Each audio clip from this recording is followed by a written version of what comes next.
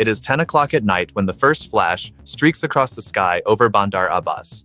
Inside a tunnel cut into the rock, an IRGC commander checks the position of his hidden boats one last time. He glances at his watch, adjusts the radio clipped to his vest, and walks a few more steps along the stone dock, just as he has on hundreds of nights before this one. He does not know that the next target is exactly that tunnel. His radio still works, the inside lights still turn on, no alarm has gone off. A few meters away, moored side by side inside the damp rock, a dozen boats wait for the order to leave, their dark hulls reflecting the dim glow of work lamps, the smell of diesel oil mixed with sea salt trapped between the stone walls. A young crewman coils a rope near the bow, unhurried, mentally counting how many hours are left until the end of his shift. In a few minutes, that silence will break. Aboard an American aircraft carrier anchored in the Arabian Sea, the order was signed hours earlier.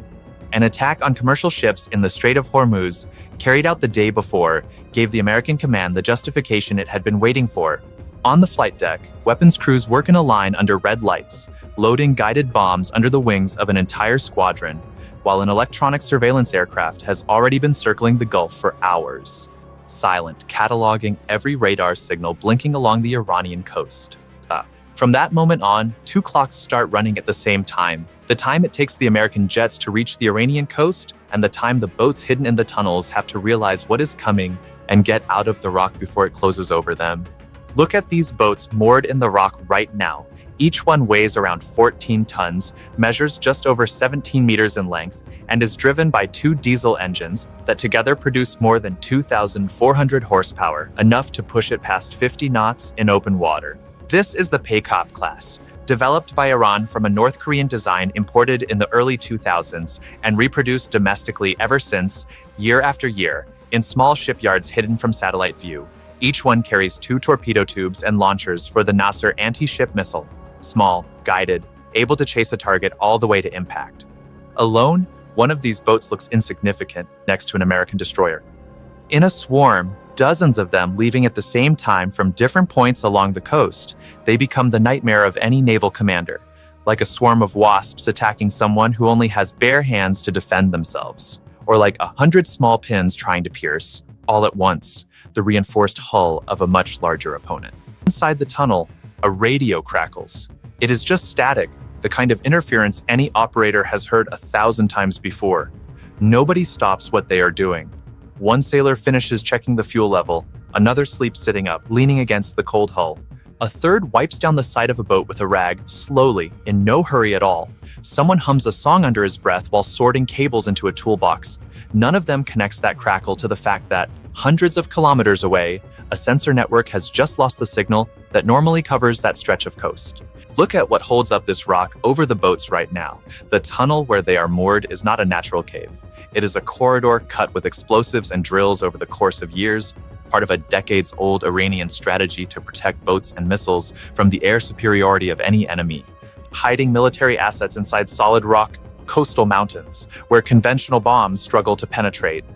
The entrance is deliberately narrow, just tall enough for a boat's mast, just wide enough for two to pass side by side, and angled to make a direct line of sight from open water difficult.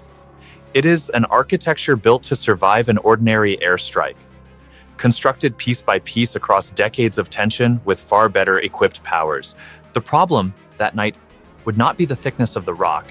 It would be the fact that the enemy already knew exactly where that tunnel mouth opened. Out there, far beyond the line of the horizon, the sky over the Gulf is no longer empty. A small distant light grows slowly, then disappears behind a low cloud, indifferent to what still sleeps inside the mountain. This is the fighter jet that has just taken off from the deck, engines at full power, tearing a trail of steam across the wet runway. The F/A-18 Super Hornet carries an electronic scanning radar capable of mapping the coastal terrain with enough precision to tell a tunnel mouth apart from a simple crease in the rock. And under its wings, it carries satellite-guided bombs set to strike exactly the point where the mountain opens toward the sea. Flying at nearly twice the speed of sound when needed, it covers in minutes a distance that, for the boats hidden in the rock, still feels like an eternity of safety. Behind it, an armed surveillance drone flies at a higher altitude, silent, its long-range camera locked for days on that same stretch of coast, streaming every movement in real time to a dark room thousands of kilometers away. Without the commander inside the tunnel knowing it, satellite images had recorded the movement pattern of those boats for weeks, comings and goings, shift change times, the exact angle of the tunnel mouth relative to the tide, down to the moment the sun hits the rock entrance directly and reveals every detail of the inner dock. Analysts on the other side of the world had already marked that point on the coast on a map, long before any commercial ship was attacked in the strait. The target was not chosen that night. It was chosen long before, and the night simply carried out what had already been decided. The first impact does not happen at the tunnel. It happens a few kilometers away, on a hill where an antenna slowly rotates above a small concrete installation. That is what makes the entire coastline, in an instant, lose the ability to see what is approaching from the air. That coastal radar, one link in a network that had reportedly tracked maritime traffic through the strait for decades, according to Iranian sources never fully confirmed by independent observers. That antenna was the first link in an entire chain, the point that found a ship, fixed its position, and passed the coordinate on to whoever decided to launch a missile or send a boat after it. An explosion swallows the antenna. The flash lasts a full second, then nothing. A flash, then another. Radios go silent. No one understands why. Running. Inside the mountains, someone finally shouts. The order comes in a rush, with no time to explain why. Cast off, start engines, get out now. An engine sputters, tries again. Catches, another engine starts behind it. The smell of burning fuel fills the entire tunnel. A sailor slips on the wet rock and drops a crate of ammunition which scatters across the stone floor. Someone shouts to leave the crate. There is no time. The work lights swing on their cables, throwing long shadows across the hulls of the boats that still have not moved. The decision to keep the entire fleet sheltered inside the same rock, instead of scattering it across different points of the coast hours earlier, had seemed right the previous afternoon, when the threat seemed to come only from the sea and the mountain's protection seemed enough against anything that might come from the sky.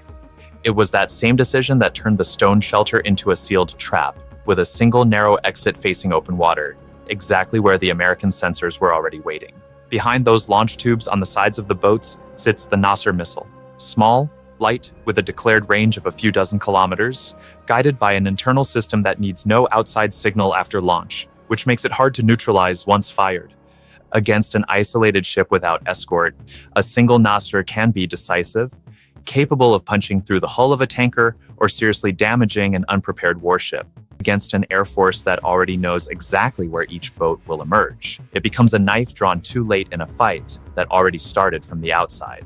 The first boat shoots out of the tunnel mouth at full speed, hull slamming into the dark water, throwing spray to both sides.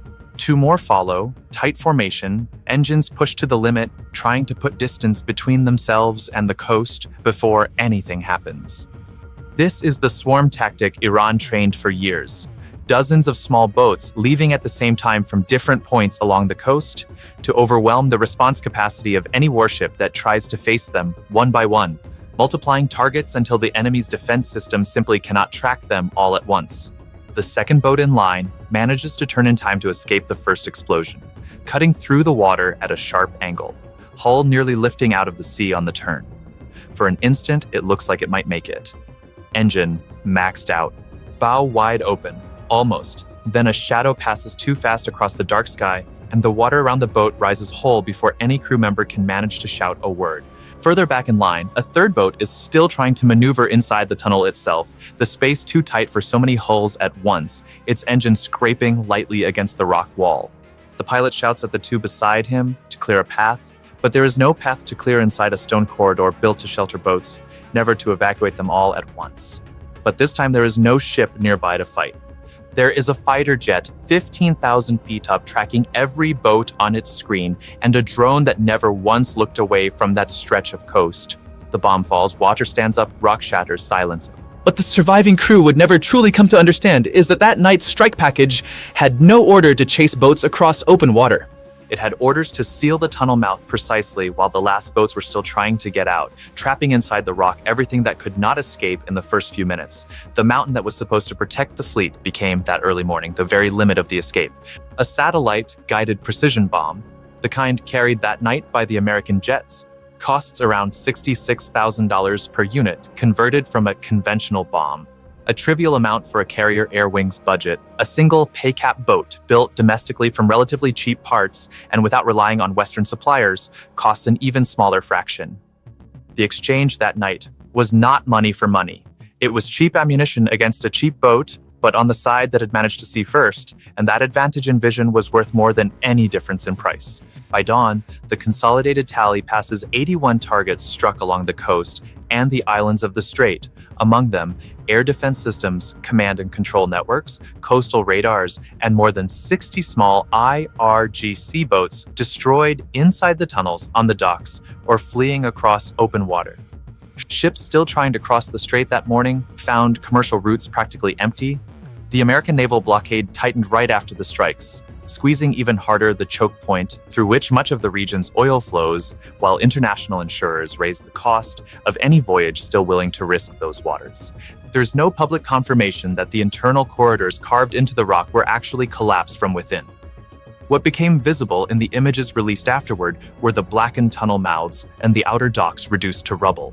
Hours later, IRGC units would respond with a fresh round of missiles and drones against American military installations in Kuwait and Bahrain, proof that the underground network, even after being hit, still held the capacity to strike back on another front.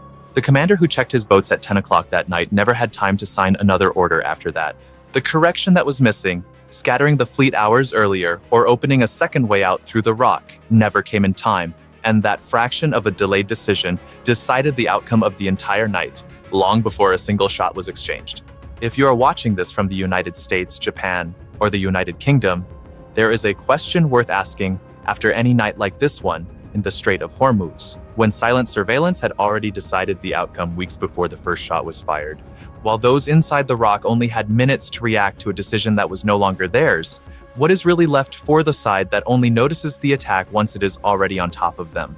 Leave your answer in the comments, like the video if it was worth your time, and stay here on the channel, because that was not the last night of strikes in the Strait of Hormuz, and each one carries its own version of the same question.